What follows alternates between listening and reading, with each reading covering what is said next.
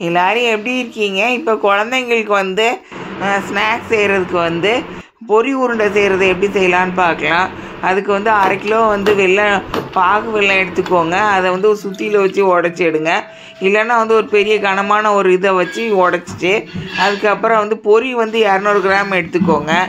அதுக்கப்புறம் வந்து அந்த வெல்லத்தை வந்து கடாயில் வந்து ஒரு 100 ml வந்து தண்ணி ஊற்றிட்டு அதில் வந்து கரைச்சி எடுத்துக்கோங்க. நல்லா வந்து அந்த எல்லாத்தையும் போட்டு அதுக்கப்புறம் அதை வடிகட்டி ஒரு ஃபில்டரில் வந்து வடிகட்டி எடுத்துக்கோங்க. அப்புறம் அதே கடையை கழுவிட்டு அந்த வடிகட்டின அந்த வெல்லத்தை அதில் போட்டுட்டு பாகு வெல்லத்தை போட்டுட்டு அந்த கரண்டியை வச்சு கேஸ் ஸ்டவ் ஃப்ளேம் சிம்மில் வச்சு கரண்டி வச்சு கிண்டுங்க.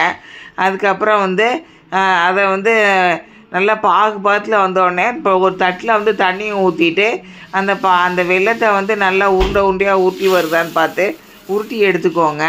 அதுக்கப்புறம் வந்து அந்த பொரியெல்லாம் எடுத்து அதில் போட்டுக்கோங்க. அந்த வெல்லத்தை பாகில் அதில் வந்து நல்லா கரண்டியை வச்சு கிண்டி எடுத்துருங்க. இது விருதுநகர் ஆச்சி சமையல் தமிழ். இது சப்ஸ்கிரைப் பண்ணுங்கள், லைக்ஸ் கொடுங்க, நன்றி. இப்போ 200 கிராம் பொரியில் வந்து கொஞ்சம் பொரி வந்து மீதி இருக்குது. இப்போ அந்த கடாயில் இருக்கிற அந்த பொரியும் அந்த பாகையும் சூடு பொறுக்கிற அளவுக்கு வந்து இருக்கும்போது உருண்டை பிடிச்சி எடுத்துக்கோங்க. இது மாதிரி செஞ்சு குழந்தைங்களுக்கு வந்து கொடுங்க. ஃபேன்லாம் போட்டுட்டு அதுக்கப்புறம் உருண்டை பிடிக்காதீங்க. ஃபேன் இல்லாமல் வந்து உருண்டை வந்து சூட்டு பொறுக்கும் போது உருண்டை பிடிச்சி தனியாக ஒரு பாட்டிலில் போட்டு அதை ஃப்ரிட்ஜில் கூட நீங்கள் வச்சு உங்களுக்கு எப்போல்லாம் தேவையோ எடுத்து குழந்தைங்களுக்கு கொடுத்து சாப்பிட கொடுங்க. இதை மாதிரி சமைச்சு சாப்பிட்டுட்டு உங்கள் கமெண்ட்ஸ் அனுப்புங்க. நன்றி. இப்போ வந்து இனிப்பு பூந்தியும் காரா பூந்தியும் எப்படி செய்யலான்னு பார்க்கலாம். அதுக்கு வந்து மெஷரிங் கப்பில் வந்து 1 கப்பு வந்து கடலை மாவு எடுத்துக்கோங்க. அதே கப்பில் வந்து 1/2 கப்பு வந்து பச்சரிசி மாவு எடுத்துக்கோங்க. ரெண்டையும் ஒன்றா கலந்துக்கோங்க. அதுக்கப்புறம் வந்து சோடாப்பு வந்து ஒரு சின்ன பிஞ்சு போட்டுக்கோங்க. அதுக்கப்புறம் நெய் வந்து போடனா ஒரு 2 ஸ்பூன் எடுத்து நெய் போட்டுக்கோங்க. அப்புறம் நல்லா தண்ணி வந்து கொஞ்சம் கொஞ்சமாக ஊற்றி நல்லா கிண்டி நல்லா வந்து பதம் வந்து இந்த அளவுக்கு வந்து பதம் வர்றதுக்கு போட்டுக்கோங்க.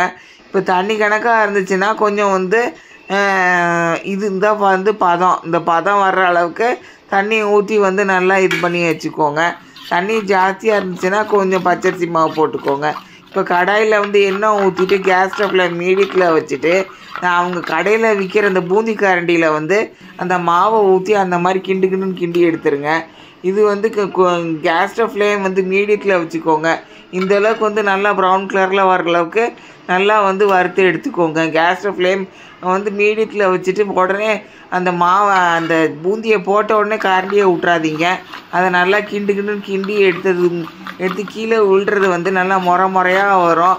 அந்த முறையெல்லாம் அடங்கினதுக்கப்புறம் கொஞ்சம் நேரம் கழித்து அது வந்து நல்லா வந்து மஞ்சள் கலரில் வந்திருக்கும். அதுக்கப்புறம் திரும்பி வந்து கொஞ்சம் ப்ரௌன் கலரில் வந்ததுக்கப்புறம் நீங்கள் வந்து அதை வந்து எண்ணெயிலேருந்து லேசாக கிண்டி விட்டுட்டு எண்ணெயிலேருந்து அதுக்கப்புறம் எடுத்துட்டு தனியாக ஒரு தட்டில் வச்சுக்கிட்டு 1 கப்பு மெஷரிங் கப்பில் வந்து பூந்தி வந்து இந்த அளவுக்கு இதில் வர்ற அளவுக்கு வந்து வந்திருக்கு. அந்த இதை வந்து எடுத்து 2ஆக பிரிச்சுக்கோங்க. ஒன்று வந்து இனிப்பு பூந்தி செய்கிறதுக்கு, ஒன்று வந்து காரா பூந்தி செய்கிறதுக்கு. 2ஆக பிரித்து எடுத்துக்கிட்டு தனியாக வந்து ஒரு தட்டில் வச்சுருங்க. இப்போ வந்து இந்த தட்டில் இருக்கிறதா வந்து 1 கப்பு வந்து மெஷரிங் கப்பில் வந்து கடலை மாவும் ஒரு 1/2 கப்பு வந்து பச்சரிசி மாவும் வச்சு எடுத்தது. இப்போ வந்து 2ஆக பிரித்து எடுத்தாச்சு. இப்போ வந்து இனிப்பு பூந்தி செய்கிறதுக்கு வந்து சீனி வந்து ஒரு 300 கிராம் வந்து ஒரு கிண்ணத்தில் எடுத்துக்கோங்க.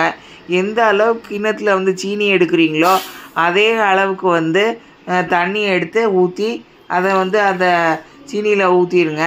ஊற்றிட்டு கேஸ் ஃப்ளேம் வந்து ஃபுல்லாக வச்சு கொதிக்க வச்சுருங்க. அதுக்கப்புறம் வந்து அதை வடிகட்டி எடுத்துகிட்டு அந்த அழுக்கெல்லாம் தனியாக வடிகட்டி எடுத்துருங்க.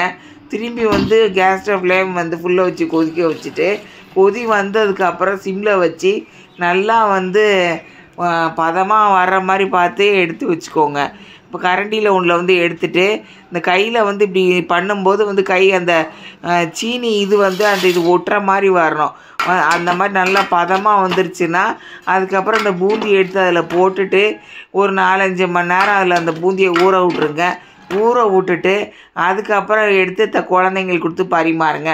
காரா பூந்திக்கு வந்து ஒரு 1/2 ஸ்பூன் உப்பு மட்டும் போட்டுட்டு அதுக்கப்புறம் வந்து குழம்பு மிளகாத்தூள் ஒரு 1/2 ஸ்பூன் போட்டுக்கோங்க. அதுக்கப்புறம் அதை கிண்டி வச்சுட்டு அதுக்கப்புறம் பெரியவங்களுக்கு கொடுங்க. நன்றி.